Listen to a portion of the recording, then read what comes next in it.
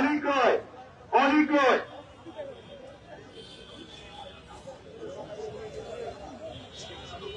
See the way how I can zoom in.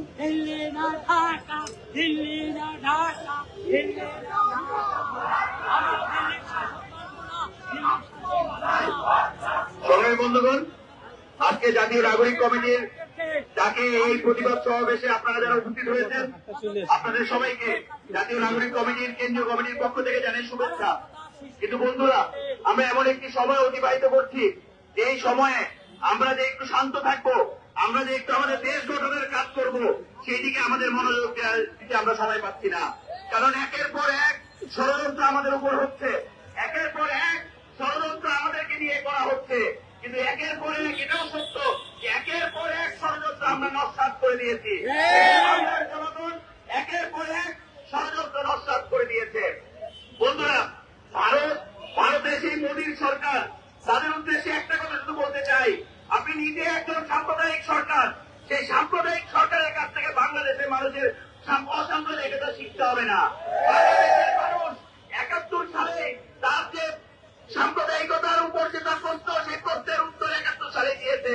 যদি শিখতে হয় আমাদের কাছ থেকে শিখে নিয়ে যান যে অসাম্প্রদায়িকতা কাকে বলে। আপনার সরকারের কাছ থেকে আমাদের অসাম্প্রদায়িকতা শিখতে হবে না। আর আরেকটি কথা আমি বলতে চাই, ভারত সরকার আগরতলায় ৩ জন পুলিশকে সাসপেন্ড করেছেন, ৭ জনকে গ্রেপ্তার করেছেন। আপনাদের যা ইচ্ছা আপনারা তা করেন। আমরা দেখতে চাই জনগণের মধ্যে যে আকাঙ্ক্ষা তৈরি হয়েছে, সেই আকাঙ্ক্ষার বাস্তবায়ন আমাদের সরকারের মধ্যে আছে। আমরা দেখতে চাই ভারতের সাথে যে এক গাদা অসম চুক্তি, এক গাদা বাংলাদেশকে বিকিয়ে দেওয়ার যে চুক্তি শেখ হাসিনা করে গিয়েছেন, সেই চুক্তিগুলো বাতিল করতে হবে। সেই চুক্তিগুলো বাংলাদেশের মানুষের সামনে উন্মোচন করতে হবে। সেই চুক্তিগুলো শেখ হাসিনা করে গিয়েছেন। আমরা দেখতে চাই, আমরা ৫৩ বছরে আমাদের পানির ন্যায্য হিস্সা পাইনি। আমরা দেখতে চাই আমাদের এই সরকার পানির ন্যায্য হিস্সার জন্য ভারতের সাথে ফয়সালা করতে বসবে। আমাদের দাবি কোনটা ভারতের প্রতি না, আমাদের দাবি আমাদের সরকারের প্রতি। কারণ আমাদের সরকারকে জনগণের যে আকাঙ্ক্ষা, সেই আকাঙ্ক্ষার উপর দাঁড়াতে হবে। আমাদের সরকারকে এক হতে হবে, জনগণ তার সাথে আছে। ভারতের প্রশ্নে ভারতের সাথে একটি ফয়সালা আমাদের প্রয়োজন। একটি কথা বলে শুধু শেষ করবো বন্ধুরা, আমাদের পৃথিবীর কোন দেশের সাথে শত্রুতা নেই। আমাদের পৃথিবীর কোন দেশে কোন ধরনের সরকার, সেই সরকারের কি না কি তা নিয়ে আমাদের কোন শত্রুতা নেই। কিন্তু বাংলাদেশ প্রশ্নে যে বাংলাদেশের মর্যাদা ক্ষুণ্ণ হবে যেখানে, সেইখানেই আমরা বিরোধ করব। আমরা দেখেছি যখন আমাদের আন্দোলন চলে, সেই ১৯ জুলাই যখন বাংলাদেশে ইন্টারনেট বন্ধ করে দেওয়া হয়েছিল, ভারতের কলকাতায় শিক্ষার্থীরা হাই কমিশন ঘেরাও করেছিল বাংলাদেশে, সেখান থেকে গ্রেপ্তার হয়েছিল তারা। বলে আমরা বলতে চাই আমাদের ভারতের জনগণের সাথে কোনো শত্রুতা নেই। কিন্তু দিল্লিতে যে ক্ষমতা বসা, দিল্লিতে যে সিংহাসন বসা, সেই সিংহাসনের সাথে আমাদের লড়াই আছে। এই লড়াইয়ের জবাব নেপাল দিয়েছে, এই লড়াইয়ের জবাব মালদ্বীপ দিয়েছে, এই লড়াইয়ের জবাব শ্রীলঙ্কা দিয়েছে। এবার সময় এসেছে এই লড়াইয়ের জবাব বাংলাদেশ দিবে। ঢাকাকে সেই জবাব দেওয়ার জন্য। তো বন্ধুরা, আপনাদের সবাইকে আবারও আজকের এই সমাবেশে উপস্থিত হওয়ার জন্য অভিনন্দন জানিয়ে আমি আমার বক্তব্য এখানে শেষ করছি। ধন্যবাদ সবাইকে।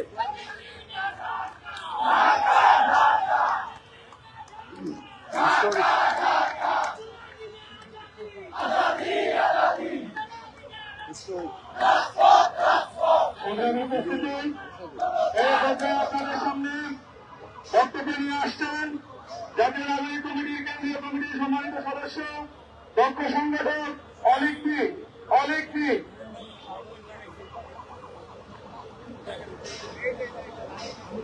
ভারতীয় আধিপত্যবাদের বিরুদ্ধে আজকে জাতীয় নাগরিক কমিটি কর্তৃক আয়োজিত এই বিক্ষোভ সমাবেশে উপস্থিত সবাইকে জাতীয় নাগরিক কমিটির পক্ষ থেকে শুভেচ্ছা জানাচ্ছি। বন্ধুগণ, দিল্লি গত ৫৩ বছরে বাংলাদেশকে তার প্রদেশ হিসেবে মনে করেছিল, কিন্তু আমরা এই ২৪ এসে আমরা আর তাদের প্রদেশ হিসেবে থাকতে চাই না। ওরা দিল্লি থেকে আমাদেরকে ইশারা দেবে আর আমাদের স্বাধীন সার্বভৌম রাষ্ট্র তার ইশারায় চলবে, এটা বাংলাদেশে আর কখনো হতে দেব না আমরা। দিল্লি তো সারা দক্ষিণ এশিয়ার কুড়াশা হয়ে পড়েছে। দিল্লির পাশে আর কোন রাষ্ট্র পাশে নাই, কোন দেশ আর নাই, তারা একা হয়ে যাচ্ছেন। তাই তারা সাম্প্রদায়িক দাঙ্গা লাগিয়ে তারা আধিপত্যবাদ বজায় রাখার চেষ্টা করছে। আমরা বাংলাদেশে আমাদের বিভিন্ন বৈচিত্র্য রয়েছে, বিভিন্ন জাতি রয়েছে, ভাষা রয়েছে, সংস্কৃতি রয়েছে, আমরা মিলেমিশে রয়েছি। এই আওয়ামী লীগ ওই দিল্লির গোলামি করে আমাদের মধ্যে সাম্প্রদায়িক দাঙ্গা বাজিয়ে তারা তাদের শাসনটা দাঁড়িয়ে রাখার চেষ্টা করেছে। আমরা একদম বিশেষে ওই সাম্প্রদায়িকতা, ওই দিল্লির দাসত্ব আমরা আর মেনে নিব না। আমরা বাংলাদেশের মাটিতে ওই হিন্দুত্ববাদের যে ইস্কন যা আছে, ওই হিন্দুত্ববাদী রাজনীতি বাংলাদেশের মাটিতে আমরা হতে দিব না। আমরা বাংলাদেশকে আমাদের সকলের দেশ হিসেবে প্রতিষ্ঠা করতে চাই। এখানে হিন্দু, বৌদ্ধ, খ্রিস্টান, মুসলিম, আমরা অন্যরা বিভিন্ন জাতি গোষ্ঠীর মানুষ রয়েছি। আমরা সকলে ঐক্যবদ্ধভাবে মিলেমিশে বাংলাদেশকে একটি সম্প্রীতির বাংলাদেশ গড়ে তুলতে চাই। ওই বাড়তি দিল্লি থেকে বসে ষড়যন্ত্র করবেন না। মনে রাখবেন, আমরা এই আপনার কাশিকে আমরা বাংলাদেশ থেকে বিরত করতে পেরেছি। আপনাকে দক্ষিণ এশিয়া থেকে আরো ওই দিল্লিকে বিতাড়িত করতে আমাদের বেশি সময় লাগবে না। মনে রাখবেন, আমরা সকলে ঐক্যবদ্ধ হচ্ছি, আপনারা সবাই আরো ঐক্যবদ্ধ হন। ওই দিল্লির আঘাত, ওই দিল্লিকে আমাদের আঘাত করতে হবে, তাহলে তারা বারবার সাহস করে আমাদের আঘাত করে হামলে করার জন্য। দিল্লির শাসনকে আমরা আজকের সমাবেশ থেকে প্রত্যাখ্যান করছি, দিল্লিকে আমরা বয়কট করছি। ওই দিল্লি আমাদেরকে যাতে শাসন করতে না পারে, আমাদের যে ন্যায্য হিস্সা, আদি যে হিস্সা, সেটাকে দিল্লিকে দিতে হবে। নন্দ ভাই, দিল্লিকেও আমরা পুনরাশা করে দিব। সেই আহ্বান জানিয়ে এবং আমাদের আন্দোলনের সঙ্গে আমরা সবাইকে ঐক্যবদ্ধ থাকার আহ্বান জানিয়ে আমি আমার বক্তব্য এখানে শেষ করছি। ধন্যবাদ সবাইকে।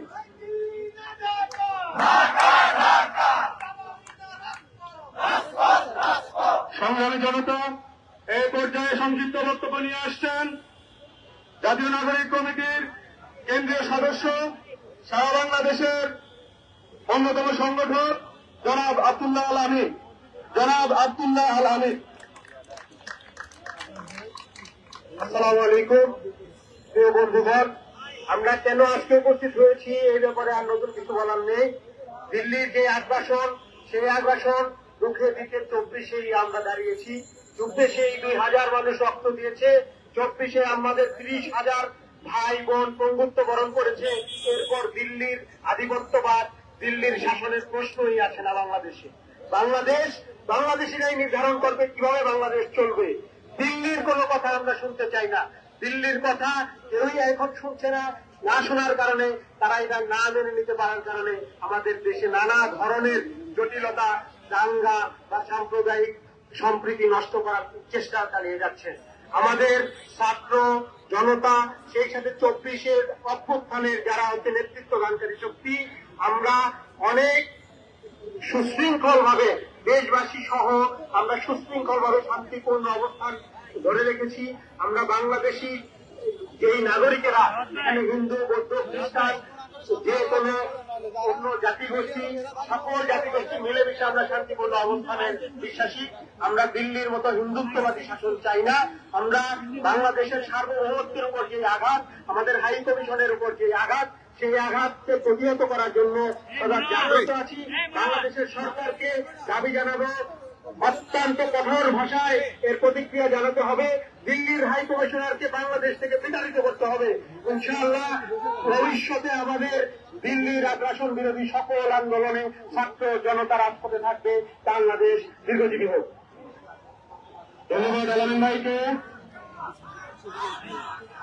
আপনারা দেখছেন ইতিমধ্যে আমাদের মাঝে উপস্থিত হচ্ছেন বিষয় জানান নিয়ে খিলগাঁও থানা থেকে প্রতিনিধিরা আমাদের মাঝে এসে উপস্থিত হয়েছেন। আমরা সবাই সুস্থ করতালের মাধ্যমে তাদেরকে অভিনন্দন জানাচ্ছি। প্রতি উপস্থিতি এই পর্যায়ে আপনাদের সামনে বক্তব্য নিয়ে আসছেন জাতীয় নাগরিক কমিটির কেন্দ্রীয় সদস্য এবং সিলেট বিভাগের সম্মানিত সমন্বয়ক যারা প্রীতম দাস, শ্রমিক সংগঠক প্রীতম দাস। আজকের এই সমাবেশে সকলকে শুভেচ্ছা জানাই। বন্ধুগণ, আমরা ভারত বিরোধিতার নামে ভারত বিরোধিতা করতে চাই না। আমরা ভারত বিরোধিতা এই কারণে করি না যে ভারতে অসংখ্য হিন্দুরা আছে। আমরা সুস্পষ্টভাবে বলতে চাই যে ভারত আমাদেরকে কলোনি বানিয়ে রেখেছিল।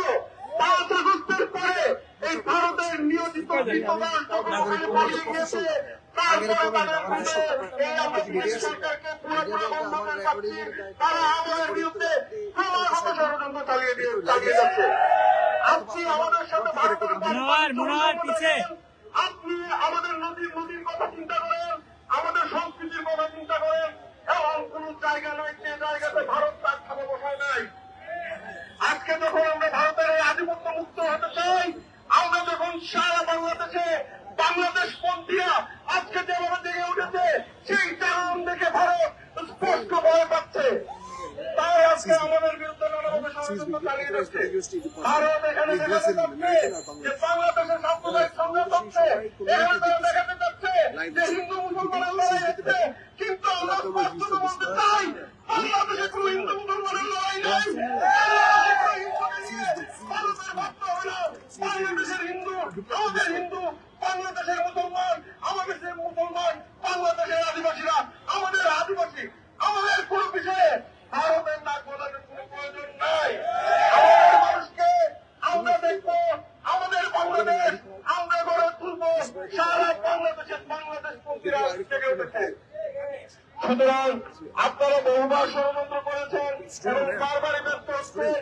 আমরা তাদেরকে অনুরোধ জানাই, আপনারা দয়া করে বাংলাদেশের বিরুদ্ধে আর কোন ধরনের ষড়যন্ত্র করবেন না।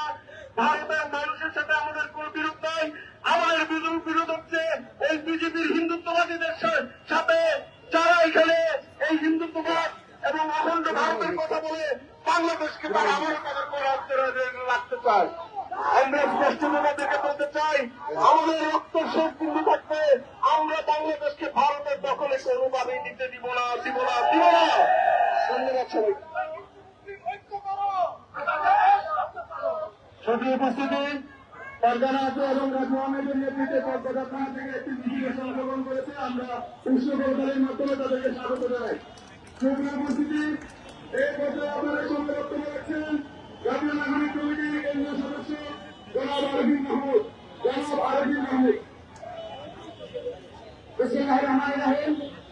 আজকের এই সমাবেশটি যে দিল্লি যদি উগ্র হিন্দুত্ববাদীদেরকে এড়িয়ে দিয়ে বাংলাদেশের মানুষকে দ্বিধা বিভক্ত করতে ফেলে থাকে, তাহলে দিল্লি একটি ভুল খেলায় হাত দিয়েছে। আমরা দিল্লিকে অত্যন্ত স্পষ্টভাবে বলতে চাই, আপনারা ইতিমধ্যে দক্ষিণ এশিয়ায় সমস্ত পণ্য হারিয়েছেন। দিল্লি কোন ঢাকা হয়ে গেছে। প্রভুত্ব মানসিকতা ছেড়ে দিয়ে অবশ্যই বন্ধু হিসেবে আমাদের পাশে দাঁড়ান, তাহলে আমরা এই বন্ধুত্বপূর্ণ সম্পর্ক রক্ষা করব। আমরা প্রতিবেশী রাষ্ট্রের সাথে বন্ধুত্ব চাই, কিন্তু স্বাধীনতা এবং সার্বভৌমত্বের প্রশ্নে বাংলাদেশের মানুষ হিন্দু ও মুসলমান বিভিন্ন জাতি ধর্মের সবাই ঐক্যবদ্ধ আছে। আমরা ঐক্যবদ্ধভাবে এই উগ্র হিন্দুত্ববাদীকে প্রতিহত করবো ইনশাআল্লাহ। আগামীর বাংলাদেশ হবে দিল্লি এবং ঢাকার প্রশ্নে ঢাকার স্বাধীনতা এবং সার্বভৌমত্বকে সমুন্নত করে দিল্লির প্রভুত্বকে পরিণত করার বাংলাদেশ। ধন্যবাদ সবাইকে।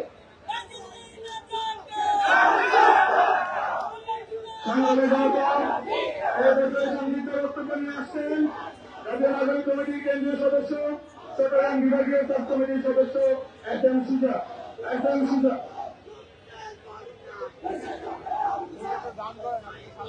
ধন্যবাদ। এটা খুবই স্পষ্ট যে আমরা দাঁড়িয়ে এরকম একটা মডার্ন ওয়ার্ল্ডে কিভাবে একটা দেশের ভিতরে কমিউনিটি নিয়ে একটা দেশ কথা বলে, এটা খুবই আশ্চর্যজনক। বিশেষ করে ভিয়েনা কনভেনশনের যে ভায়োলেশন তারা ওয়ার্ল্ডে কেউ যাতে অন্য দেশে একটা সুবিধা রাষ্ট্রে তাদের নিজস্ব ব্যাপারে যাতে কেউ হস্তক্ষেপ না করে, এটা দিল্লি বহু আগে জেনে গেছেন। তার আধিপত্যে থাকা অসংখ্য রাষ্ট্র যারা অনেক আগেই তার আধিপত্য থেকে এড়িয়ে চলে আসছেন এবং বাংলাদেশকে তারা তাদের নিজেদের আধিপত্য বিস্তারের একটা বড় কেন্দ্র ধারণ করেছিল এবং সেটা থেকে বাংলাদেশ বহু আগেই যে বের হয়ে গেছেন, সেটা হয়তো দূর হওয়ার কারণে, অনেক দূরের জায়গা হওয়ার কারণে হয়তো তারা এখনো টের পাননি, কিন্তু ভবিষ্যতে এবং সামনে খুব ভালোভাবে ভারত এটা টের পাবে। আমরা একটা কথা বলতে চাই, বাংলাদেশের মানুষ তার নিজস্ব জায়গায় নিজস্ব মতে তারা কথা বলেন এবং এই জায়গায় ভারত যাতে আর কখনো কোনোভাবে তার ডিপ্লোমেটিক যে রোল সেটা যাতে ভায়োলেট না করে, ইন্টারন্যাশনাল রোল সেটা যাতে ভায়োলেট না করে। আর সরকারের প্রতি একটা বিশেষ বার্তা হচ্ছে এই যে ভারতের আধিপত্যে নিয়ে যে পরিমাণ সম্পর্কগুলো এর আগে সরকার করেছিল, এই প্রত্যেকটার ইনস এন্ড আউট যাতে তারা সুস্পষ্ট করে, যাতে জন আকাঙ্ক্ষা এবং জনমানুষের কথা শুনে। ধন্যবাদ সবাইকে।